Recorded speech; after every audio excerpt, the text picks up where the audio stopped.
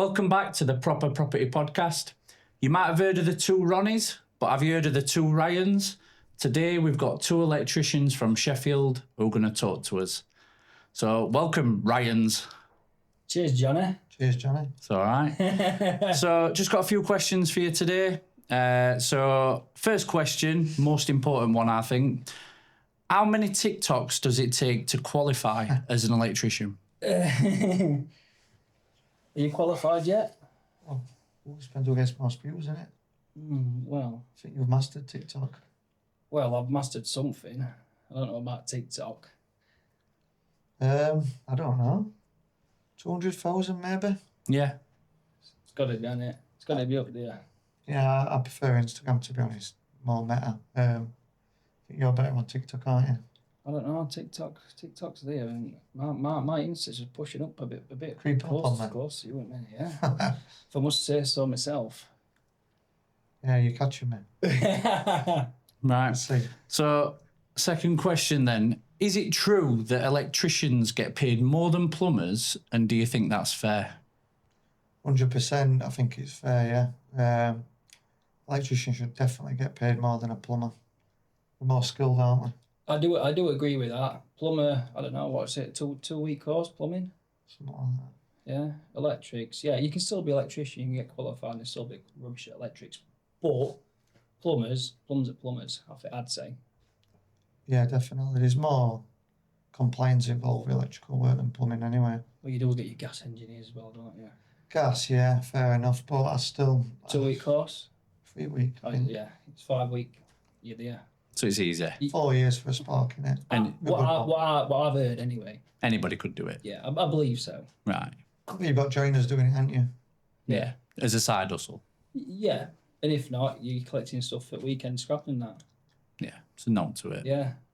Probably. Right. So you both claim to be the best electricians in Sheffield, but out of the two of you, which one's the best? Listen now, I'm telling you now. No, seriously. No, I'm better than you. No. telling you. Hey, I'm out. No, Johnny, come on. Johnny, come back. Come on. Johnny, come back. No, I'm out. Right, well, that worked, didn't it? Proper Sparky podcast now, eh? For me, what is the biggest issue we've got as electricians in Sheffield and surrounding areas? I'd say Facebook groups. Personally, not for say me and my company, but for a lot of other electricians who are fully qualified and all set up correctly, they're getting less work because all the people in the Facebook groups are taking it all for the cheap labour, not qualified. They can't certify. They get someone else certified, all that kind of thing. Well, we're in several groups, aren't we, between us, where we're in with other good qualified electricians who are registered with CPS schemes. Yes. We're all finding the same issue. Like I said, these Facebook groups, people don't understand. That's the biggest issue, that there is people out there with these Facebook pages and some of them aren't even qualified or registered. So we've got that problem. And it's trying to educate the homeowner. Yeah, they need to do. They need to do their own due diligence. I'd say if I were looking for a certain person to come and do something, say come and do my boiler in my house, change, do the gas side, all that, you'd not just get some. You won't go onto your local Facebook group, would you? No. Say, can someone send me a plumber or a gas engineer? Especially, yes, yeah, definitely with gas. If you need your boiler servicing or boiler swapping, I won't do that myself. You get somebody you know, or you get a company off Google, in my eyes, who's got all the certificates and can prove that they've got them. They've got the CPS, gas safe, whatever. They've got them available to show you.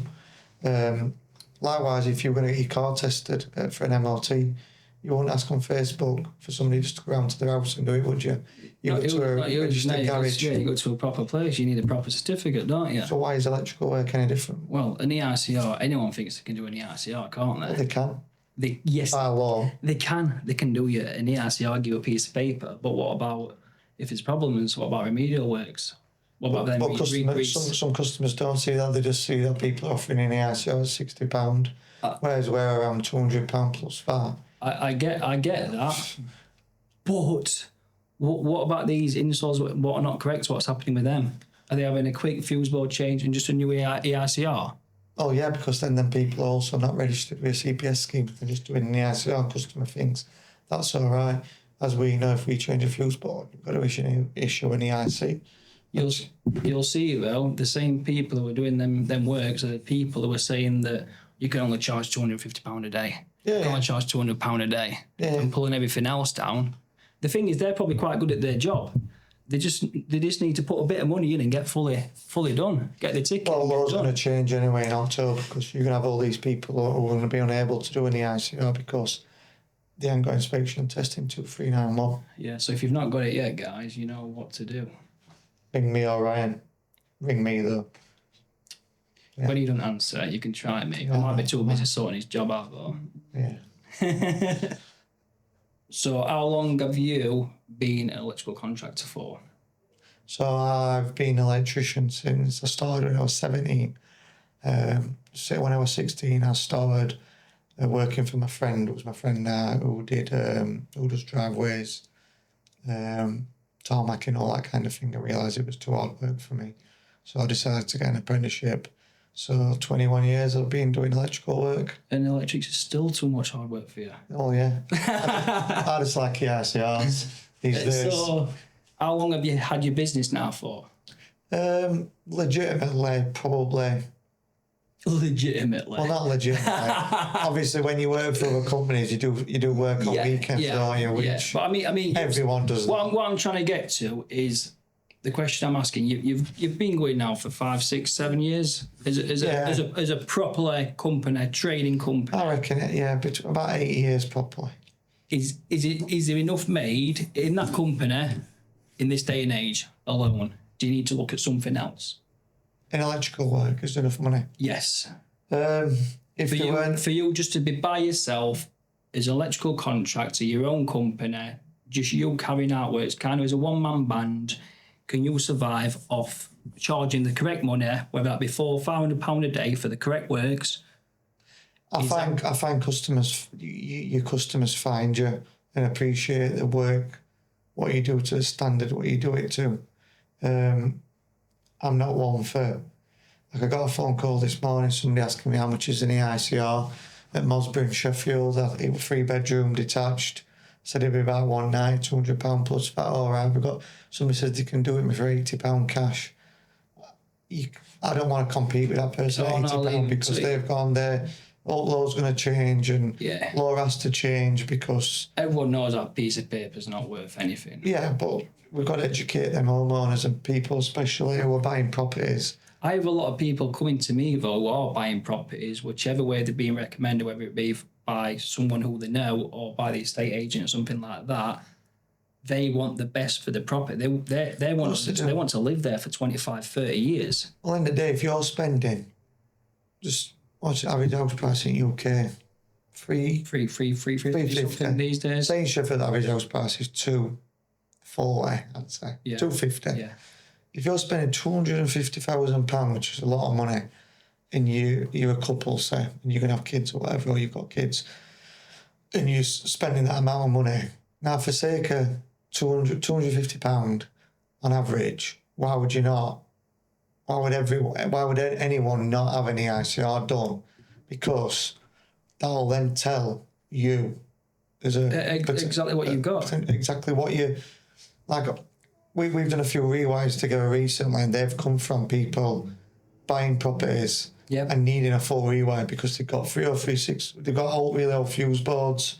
They got vulcanised rubber in the properties. There's been joints galore underfloor. You don't see that though. But the issue is, them people have had a rewire done, I don't know, £7,000, whatever. But they've negotiated that price off the price of the property. Yeah. Because the person who's selling the property realises that the wiring needs to be done. So then they negotiate and then they get it off and then they bring you in or me or you. It works on both sides. That's why I call it more like for a home buyer's perspective or home buyer's side, I call it a home survey. Yeah. And I provide EICR with a home survey because we know exactly what you're doing in the property. We know exactly what your plan is, how long you're looking at keeping it, whether it's worth upgrading or whether it's worth just totally ripping out and starting again. Yeah, 100%. It's like I had I had a customer ring me up off Google who were buying a house at Totley, 3-bed semi. It got vulcanised rubber in it. It got a steel wire armoured garage with no earth, CPC, and a few other issues. It got joints under floor and everything. There were open ring mains. This is all electrical talk, but basically, the homeowner who was selling the property in Newton was aware of all this, and obviously I spoke to her. And then the person who was buying the property asked me to do obviously the RCR failed it, and then they asked me for an estimate of cost for a rewire. It come in at $7,500 plus that. 3-bed semi, quite a basic spec, but they were garage to add on. Then the customer negotiated with the seller, the vendor, and got $5,000 off the property price. It's best on both sides because the existing person who owns the house, they don't have to worry about the electrics. They know that it's bad and they know that they've not done anything in it for years, but they don't have to worry so much because they're going to meet in the middle with the buyer, aren't they? Yeah, of course they are. It's a negotiation process. You've got to look at it like that on both sides. Yeah. You're negotiating against them. But the ironic thing is the person who was selling the property had asked a previous electrician in Sheffield, what's your up off Google? And one at top ones by any chance? He were in top 5. So I can't name and shame, but say no more. Yeah, he she couldn't get through to him because it were all AI automated systems, and this lady were around, I don't know, 55, between 50 and 60, and she couldn't get through. She couldn't literally just ring him up and speak to him or speak to somebody in an office. Yeah. So she said to me, I'm having this problem. I'm buying this property in Bakewell.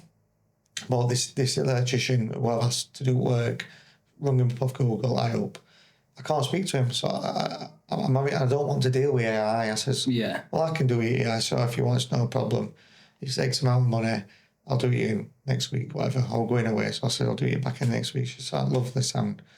So I went then to Bakewell this week and did the ICR for the lady. Now, the wiring were fine. It was about 30 years old. It had got an RCD main switch, but I said to her, it'll pass this. There's nothing wrong with it. Everything's good. All your readings are good.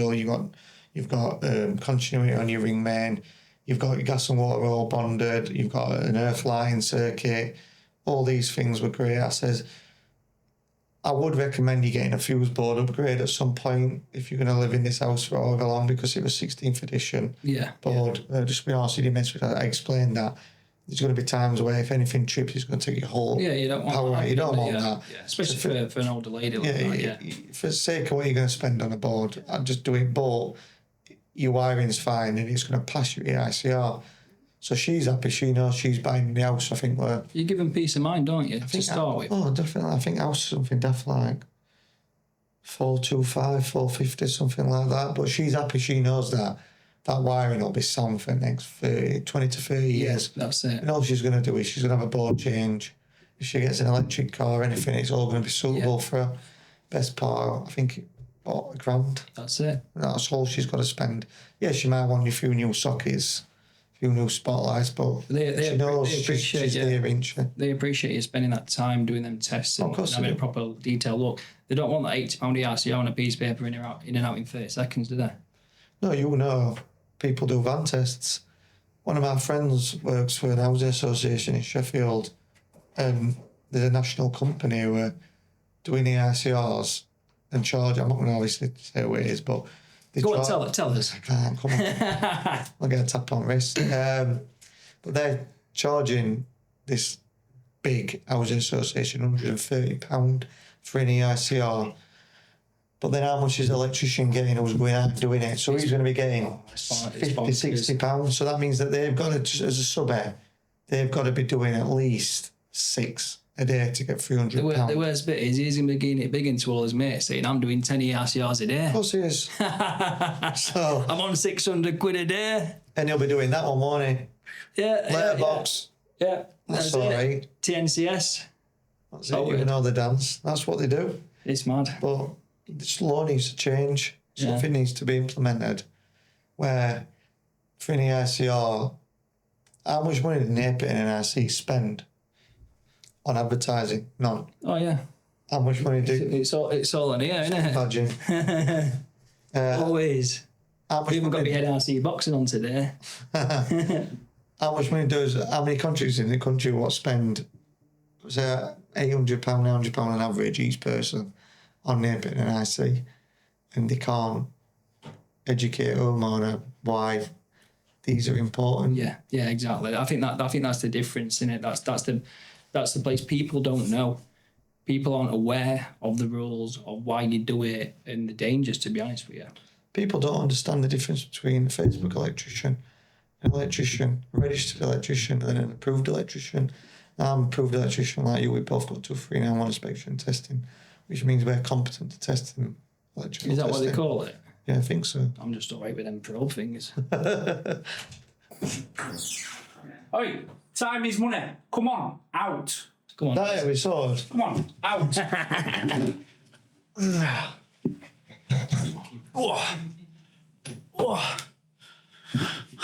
Sorry about that. You've been listening to the Proper Property Podcast. See you soon.